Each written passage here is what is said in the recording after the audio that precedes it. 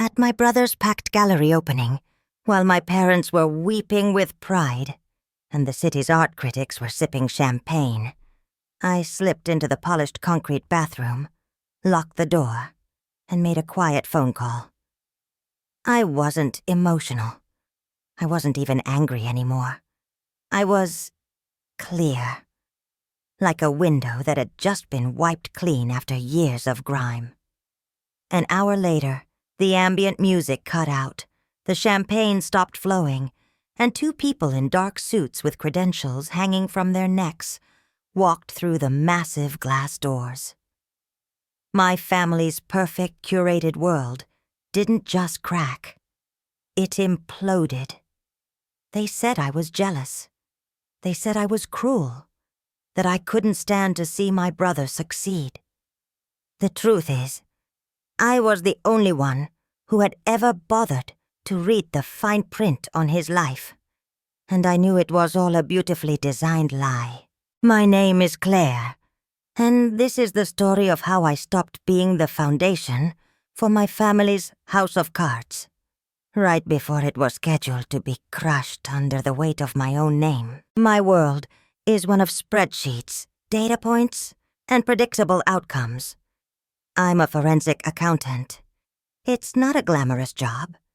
You don't tell people you do it at parties unless you want them to immediately find someone else to talk to. But I love it. I love the logic, the certainty. You follow the numbers, and they tell you a story. A true one. There's no room for interpretation, no space for charming excuses. It's a world of black and white, debits and credits. My brother, Leo, lives in a world of infinite, dazzling gray. Leo's a visionary.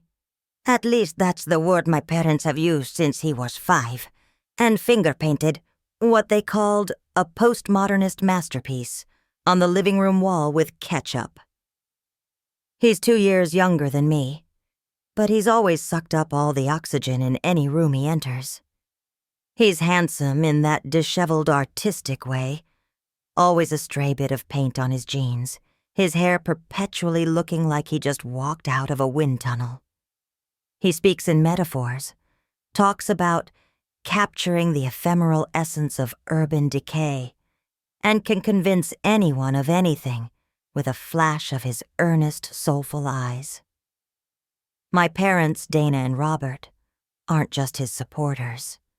They are his disciples. They see him not as their son, but as a gift to the world, a creative force they have been tasked with nurturing, no matter the cost. And the cost was usually me. I was the stable one, the predictable one, the one with the steady job and the 401k. I was the emergency contact, the co-signer, the last resort loan officer. My partner, Marcus, a gentle, grounded architect who designs things to actually stand up, saw it from our first family dinner. He watched my mother cut Leo's steak for him because he was lost in thought about a new installation, while my father asked me if my little numbers job was secure enough to maybe help Leo out with his studio rent that month. Marcus squeezed my hand under the table. Later that night, he said, "It's like you're the power station, and they're all just plugging their appliances into you." He wasn't wrong. So for the past year, the appliance they were plugging in was Galerie L'Essence, Leo's magnum opus. He wasn't just going to be an artist anymore. He was going to be a tastemaker, a dealer, a cultural icon. He'd found a perfectly distressed industrial space downtown, a former warehouse with exposed brick and soaring ceilings. He was going to curate groundbreaking work from undiscovered international artists, alongside his own, of course. My parents were ecstatic. They cashed out a portion of their retirement fund. They talked about it with a feverish glow in their eyes, as if Leo were curing a disease, not selling overpriced canvases to people with more money than sense. And they needed my help. Not just my support, not just my attendance. They needed my expertise. Or so they said. The phone call started 3 months before the opening. "Claire, honey," my mom would begin, her voice sweet with purpose. "Leo's business manager is just so corporate. He doesn't understand the artistic soul. Could you just look over these vendor contracts? Make sure they're not taking advantage of his good nature?" I did. The contracts were a mess. Unfavorable terms, no liability clauses for the gallery. I redlined them, sent them back with detailed notes. Leo called me an hour later. "Claire, you're thinking too much like a suit. This is art. It's about trust, about relationships. We don't need all this negativity." He went with the original contracts. A week later, it was my dad. "Claire, we're trying to secure a line of credit for inventory, and the bank is being difficult. You know this stuff. Could you just draft a more compelling business projection for them?" I spent a weekend building a realistic financial model. It showed the gallery wouldn't be profitable for at least 3 years, and that was with optimistic sales figures. Leo told my parents I was being a pessimist, that I didn't believe in him. He submitted a projection he'd written himself, full of buzzwords like synergy and disruptive curation, with numbers that looked like they were pulled from a lottery winner's fantasy. The bank surprisingly approved it. I later learned my father had leveraged their house as collateral, without telling my mother. The final ask came a month before the opening. A family dinner at my place, which was their way of cornering me on my own turf. Marcus was there, a silent, solid presence beside me. After the requisite fawning over Leo's latest press mention in a niche art blog, my father cleared his throat. "Claire, we've hit a small temporary cash flow issue," he began, the way you start a conversation about borrowing a cup of sugar, not a life-altering sum of money. "The final build-out, the shipping for the international pieces, it's just a little more than we anticipated." "We need $50,000, Claire," my mother said, placing her hand over mine. Her eyes were pleading. "Just as a short-term bridge loan. You'll be the first person we pay back, with interest, the second the gallery opens. It's a guaranteed success. $50,000. They said it so casually. I looked at Leo. He was staring at his plate, a portrait of the tortured artist, burdened by the grubby realities of commerce. He wouldn't even meet my eyes. "I can't do that," I said, my voice quiet but firm. "That's a huge portion of my savings. It's our down payment fund." I glanced at Marcus. My mother's face hardened. The soft, pleading look vanished, replaced by disappointment. "Our down payment fund," she repeated, the words dripping with disdain. "Claire, this is your brother's dream. This is his entire life. And you're talking about a house? Something you could buy any time?" "It's not just a house," Marcus interjected, his voice calm. "It's our future. And $50,000 is not a small ask." My father waved his hand dismissively. "Marcus, you don't understand. This isn't just a business. It's legacy. Leo is building something for this family. Claire, you're his sister. This is what family does. We support each other." "I have supported him," I said, the words feeling like stones in my mouth. "I've supported him my whole life. The money for the trip to Berlin, the deposit on the loft in Soho, the seed money for the online art collective that disappeared after 3 months. None of it was ever paid back. This isn't support anymore. It's a blank check with my name on it. Leo finally looked up. There were no tears, no anger, just a profound, theatrical sadness. "I'm sorry you see it that way, Claire," he said softly. "I thought you of all people would believe in me." He stood up from the table. "I guess I'll just have to find another way." He walked out of the room. My mother shot me a look of pure venom before following him. My father just shook his head, sighed heavily as if I were the world's greatest burden, and left. They left half-eaten plates on my table, in my house. Marcus took my hand. "You did the right thing," he whispered. I knew he was right. But as I sat there, a cold knot of dread tightened in my stomach. I knew this wasn't over. When Leo had to find another way, it usually meant he found a shortcut through someone else's life, and I had a terrible feeling he was already mapping a new route through mine. The night of the gallery opening was electric. I have to give Leo that. He knew how to create a spectacle. The space was stunning, transformed from a dusty warehouse into a cathedral of modern art. Massive, abstract canvases hung on the stark white walls, illuminated by dramatic spotlights. Sculptures that looked like twisted metal nightmares stood on polished concrete pedestals. A string quartet played something discordant but vaguely classical in one corner, while waiters in black uniforms weaved through the crowd with trays of champagne and impossibly small appetizers.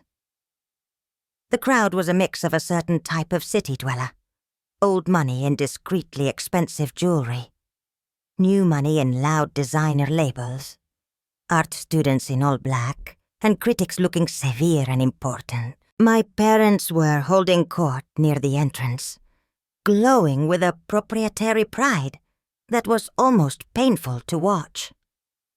My mother, in a silk dress that cost more than my monthly mortgage payment, was dabbing at her eyes with a handkerchief. "I just can't believe it," she was saying to a woman with a severe bob haircut. "From the moment he was born, we knew he had a special light." My father stood beside her, beaming, accepting congratulations like he'd painted the canvases himself.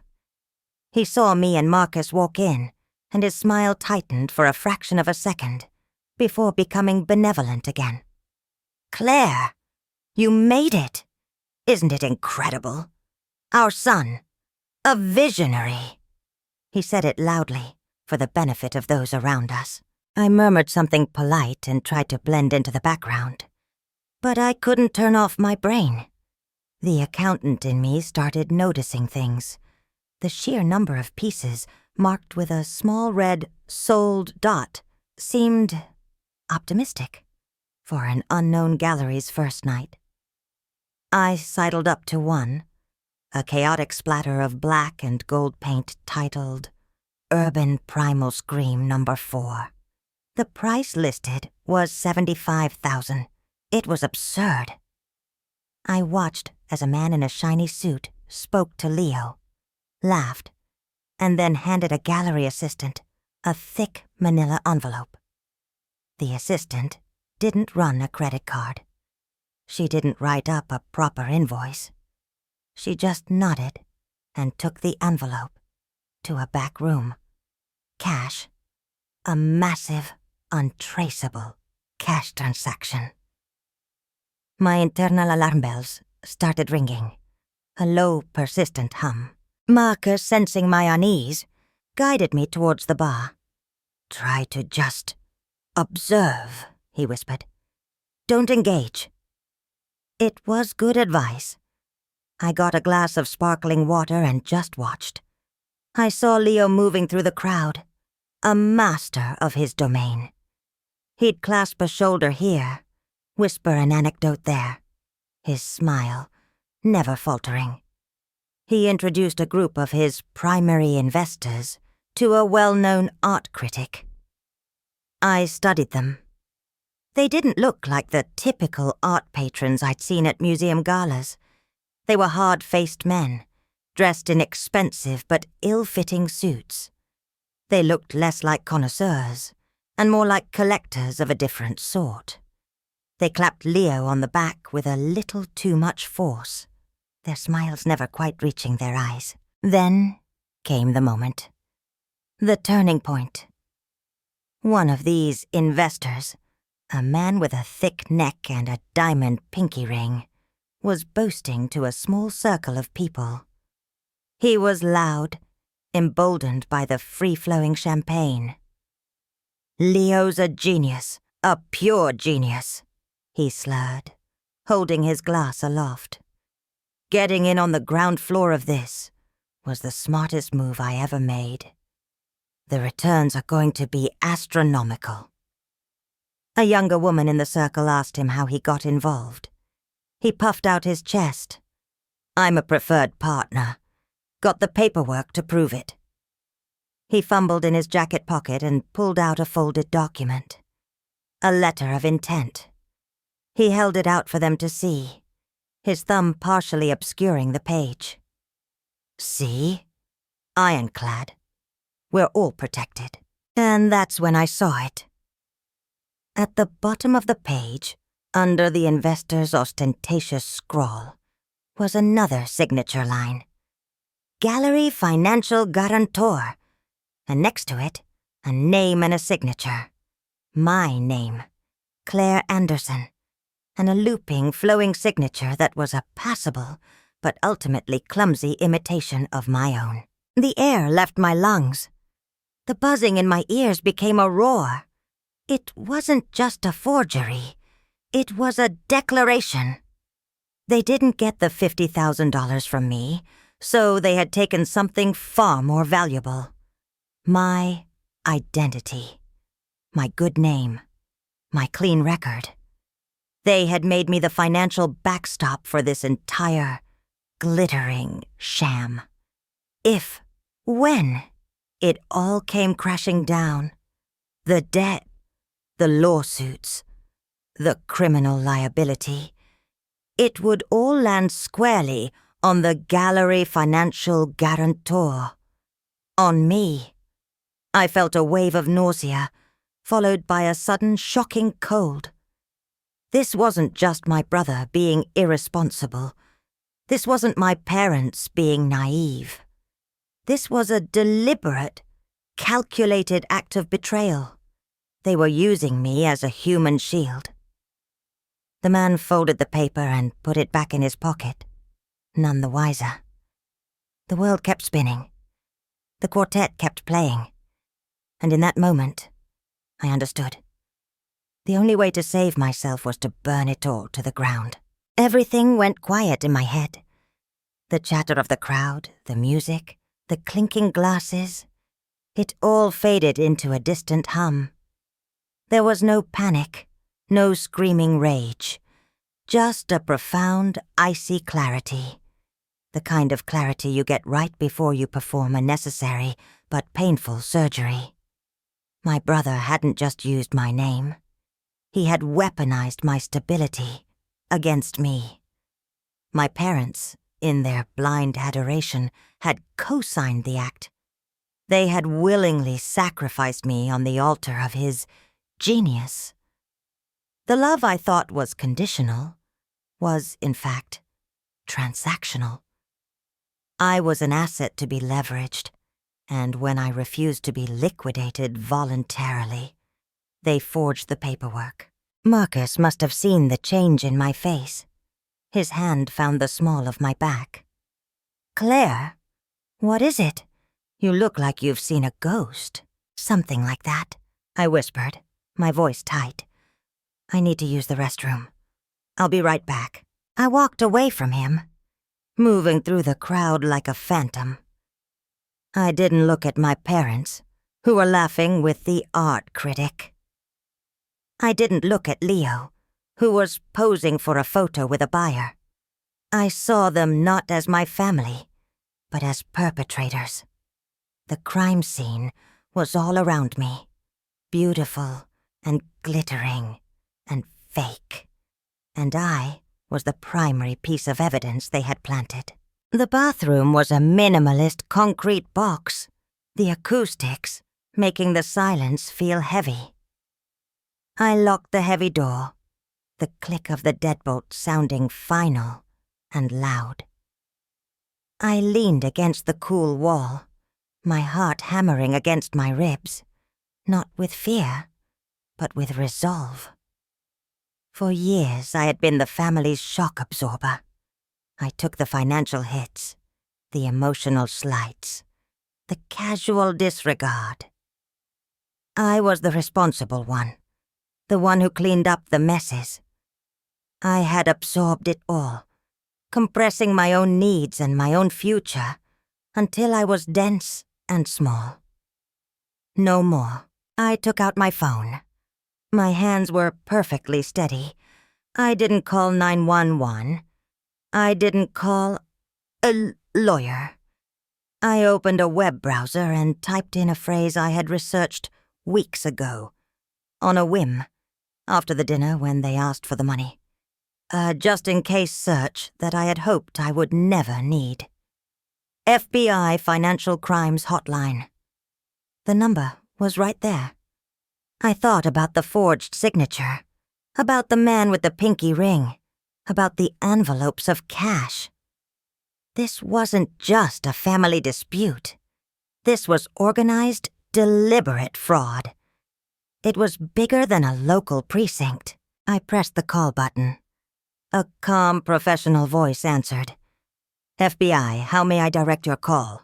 I need to report active financial fraud, I said, my voice low and even. Potentially money laundering. I gave them the address of the gallery. I told them my name. I explained that I was a forensic accountant and that I was currently at an event where I had witnessed multiple suspicious transactions, including the use of my own forged signature on investment documents, naming me as a financial guarantor, without my knowledge or consent. I gave them the name of the gallery, Galerie L'Essence, and the name of the proprietor, my brother, Leo Anderson. I mentioned the investors, who looked more like enforcers, and the large cash deals. I was concise, factual, and calm. I gave them the data points. I laid out the story the numbers were telling me. The operator on the other end was quiet for a moment. Then, "Ma'am, are you in a safe location?" "For now," I said, "but the event is ongoing. Evidence is here. Now, stay on the line if you can. We're dispatching a team from the nearest field office to assess the situation. Do not confront anyone. Do not let them know you called. Just observe. Can you do that?" "Yes," I said, "I can do that." I hung up the phone and looked at my reflection in the mirror. I looked pale, but my eyes were bright. I didn't look like a victim. I looked like a woman who had finally decided to stop being one. I had spent my entire life cleaning up Leo's messes. This time, I was going to let it splatter, and I was going to make sure the people holding the paintbrush were the ones who had to answer for it. I unlocked the door and walked back out into the party. I went back to Marcus, took a sip of my water, and I watched. And I waited. It was the longest hour of my life. To understand why I could make that call, why I could stand there and watch my family's world burn without flinching, you need to understand about the college fund. It sounds like a cliché, the kind of thing you hear in a dramatic movie, but it was real, and it defined everything. My whole childhood, my parents had 2 identical savings accounts set up. One for me, one for Leo. They were very proud of this. "We believe in equality," my father would say, puffing out his chest. "Both our children will have the same opportunities." They contributed the same amount every month. I would get the statements in the mail and watch my number grow. I planned my whole life around it. I was going to go to a great school, study economics, and not have to worry about crippling debt. It was my light at the end of the high school tunnel. I was 17, a senior in high school, and I'd just gotten my early acceptance letter to Northwestern. I was ecstatic. I ran home, waving the letter, ready for the celebration. I found my parents at the kitchen table with Leo. They weren't celebrating. They were looking at a glossy brochure for a sculptural immersion residency in Florence, Italy. Leo, who was 15, had decided he was a sculptor. He'd spent a weekend in a community pottery class and come home covered in clay, declaring that he had found his calling. This residency was, according to the brochure, a once-in-a-lifetime opportunity for burgeoning masters. It cost a fortune. "Isn't it wonderful?" my mother said, her eyes shining. "Leo has been accepted." They said his portfolio, the photos of his pots, showed raw, untamed genius. "That's great," I said, holding my acceptance letter. "I have some news, too." I showed them the letter. My dad glanced at it. "Northwestern. Good school. Very practical," he said, before turning back to the brochure. "The problem, Claire," my mother said, her voice turning serious, "is the tuition for this residency. It's astronomical. But we can't let him miss this. It could define his entire career." I already knew where this was going. A cold dread, heavy and familiar, settled in my stomach. "What about his college fund?" I asked. My father sighed. "We've looked at that. It's not enough. Not even close." They were both looking at me. Not at Leo, the aspiring genius. At me, the practical one. "Claire," my mom said, her voice soft and persuasive. "You're so smart. You could get scholarships. You could get student loans. You're responsible.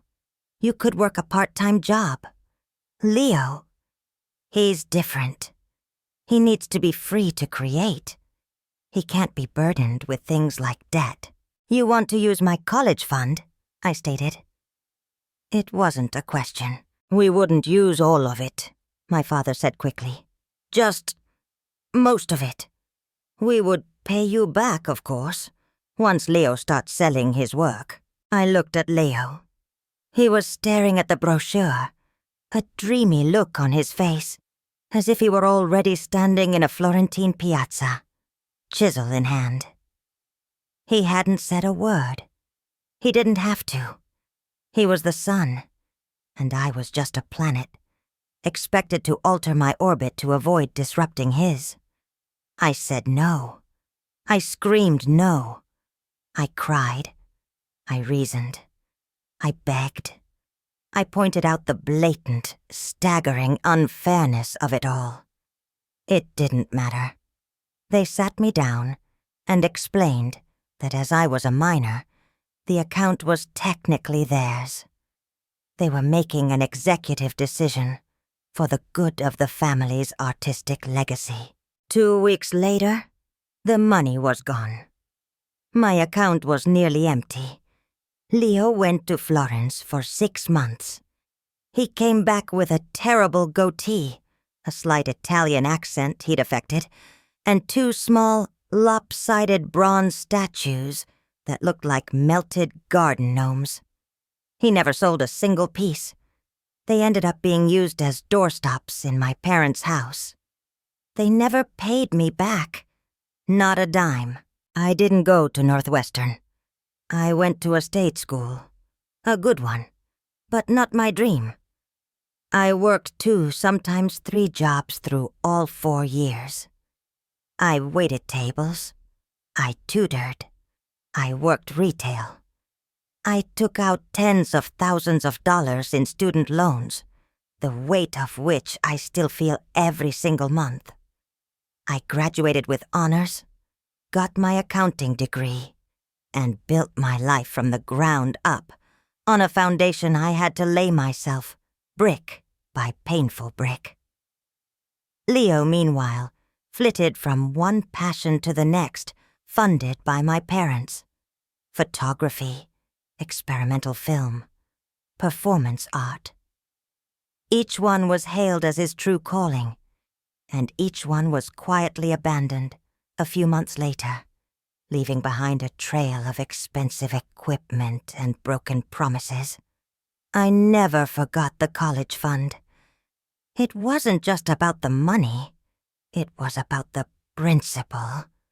They had shown me, in no uncertain terms, that my future was disposable, and his was priceless. So when I stood in that gallery, watching them play out the same script on a grander, more dangerous scale, I knew I wasn't just making a phone call for myself.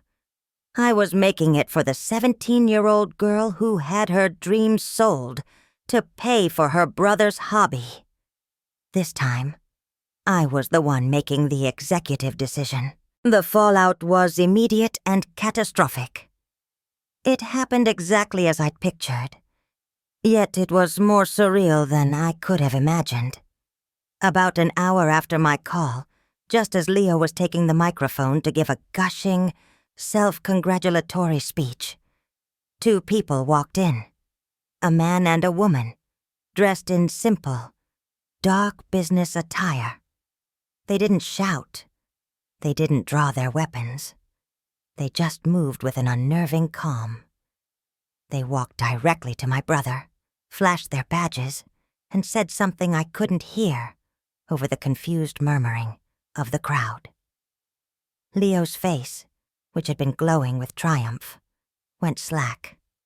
The color drained from it, leaving behind a pasty, terrified white. The microphone fell from his hand, hitting the floor with a loud thud of feedback that echoed through the silent room. That's when everyone knew something was wrong. The agents, because that's what they were, FBI, began quietly speaking to the staff, instructing them to close the doors. The party was over. The atmosphere shifted from celebratory to tense in seconds. People started whispering, pulling out their phones.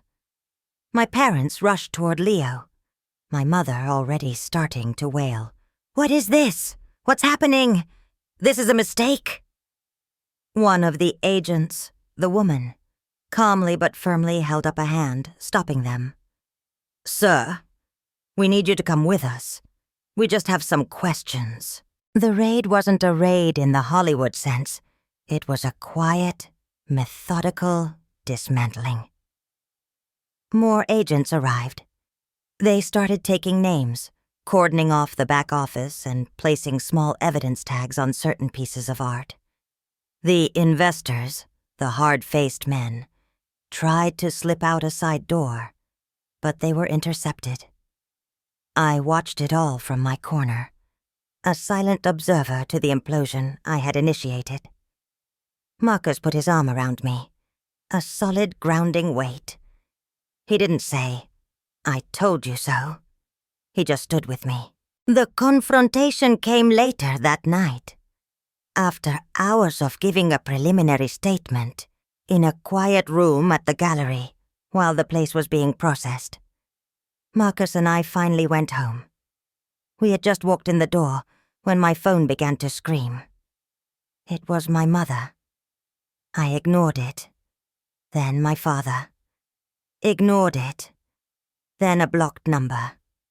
Finally, a pounding on my apartment door so loud I was sure it would splinter. Marcus opened it. It was all three of them. Leo, my parents. Leo had been released pending further investigation, and his face was a mask of fury and terror. My mother's face was blotchy and tear-streaked. My father just looked old and defeated. They pushed past Marcus into my living room. "How could you?" my mother shrieked, her voice raw. "How could you do this to your own brother, to your family? What did you tell them? Leo demanded, stepping toward me. His artistic, soulful persona was gone, replaced by something ugly and desperate. You poisonous, jealous snake! You couldn't stand it, could you? You couldn't stand to see me succeed, so you had to ruin it. Succeed? I asked, my voice dangerously quiet. You call this success? Forging my name on financial documents? Taking cash in envelopes from loan sharks? What was the plan, Leo? When the whole thing collapsed, who was going to take the fall? Let me guess. The Gallery Financial Guarantor. Me.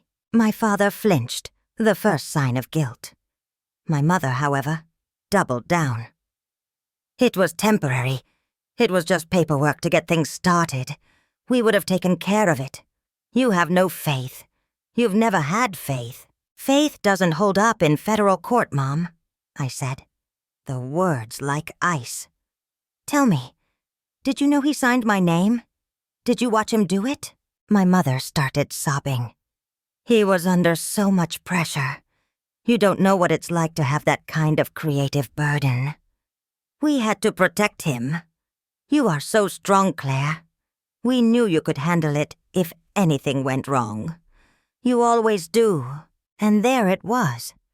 The same logic as the college fund, just magnified to a criminal scale. It wasn't a mistake. It wasn't an oversight. It was a conscious choice. They had weighed my life against his dream, and I had come up short. Again. So you chose him, I said, looking at each of them. You chose to commit fraud and make me the scapegoat because I'm strong. My strength is not your safety net. Not anymore. You've ruined us, my father said, his voice a hoarse whisper. Everything we worked for, our home, our reputation. You've destroyed it all because you couldn't be happy for your brother. No, I said, standing up straight. You destroyed it. You destroyed it when you decided that laws didn't apply to you. You destroyed it when you taught him that he never had to face consequences. And you destroyed it when you signed my name on that piece of paper. I pointed to the door. Get out of my house. Leo stared at me, his eyes burning with a hatred so pure it was terrifying. You will regret this for the rest of your life, Claire. No, Leo, I replied, my voice unwavering. I started regretting things when I was 17. I'm done with regrets. I'm moving on to consequences.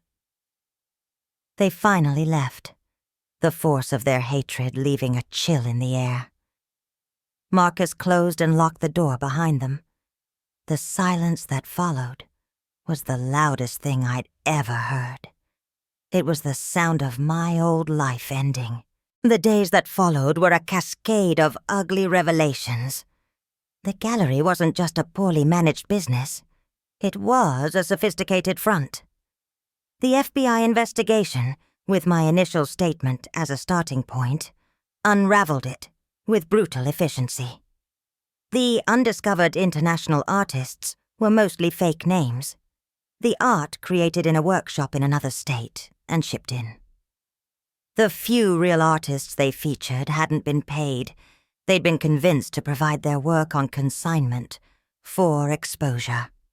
The big-ticket items, the ones sold for cash in manila envelopes, were part of a money laundering operation for those investors who were, as I suspected, connected to organized crime. They were using the gallery to wash dirty money, buying art at inflated prices to create a legitimate paper trail for illicit funds. And my role in it? It was worse than I thought. The forged signature on the letter of intent was just the beginning.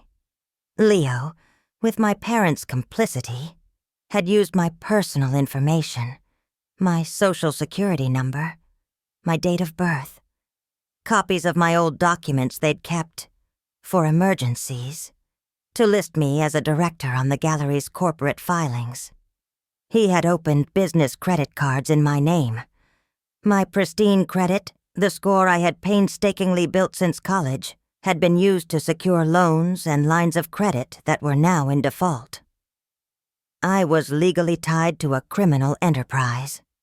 If I hadn't made that call, if they hadn't been caught that night, it wouldn't have been a matter of if I'd be implicated, but when.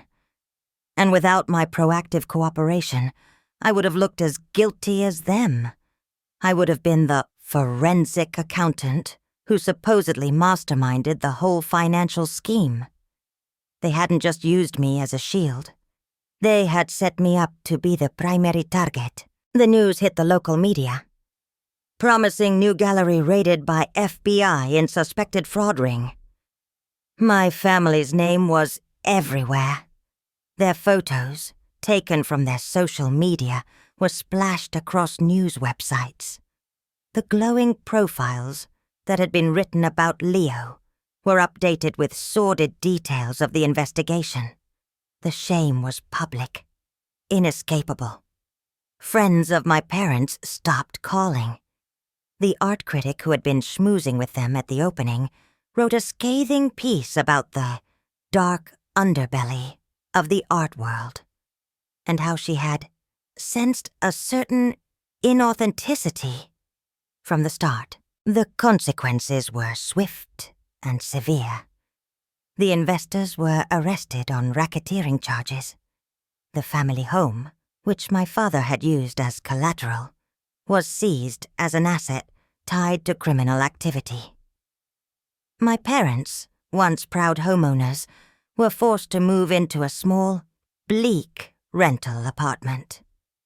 But the worst was reserved for Leo. He was facing a raft of federal charges: wire fraud, mail fraud, money laundering, conspiracy, and identity theft. The artistic genius was looking at years in federal prison. I had to hire a lawyer, an expensive one, to untangle myself from the legal mess. I spent weeks providing evidence. Old signatures to prove the forgeries, financial statements to show I had never received a dime from the gallery, testimony about the history of financial abuse, like the college fund. It was a humiliating, exhausting process. Every meeting was a reminder of how thoroughly I had been betrayed. My family, of course, tried to paint me as the villain in their narrative. They told anyone who would listen, the few relatives who hadn't cut them off, that I was a vindictive, unstable liar who had framed my brilliant brother out of pure spite. They never once acknowledged what they had done. In their story, they remained the victims of their cruel, jealous daughter. The truth didn't matter. Their story was all they had left. And in the end, I had to sue my own brother and name my parents as co-conspirators in a civil suit to clear my name and recover the financial damages. The family wasn't just broken, it was radioactive. Months have passed. The legal storm has calmed into a dreary, ongoing drizzle of court dates and legal fees. Leo took a plea bargain to avoid a longer sentence, but he's still facing several years in prison. My parents received probation and massive fines for their role in the conspiracy. They lost everything: their house, their savings, their social standing. They work menial jobs now, the weight of their choices etched onto their faces.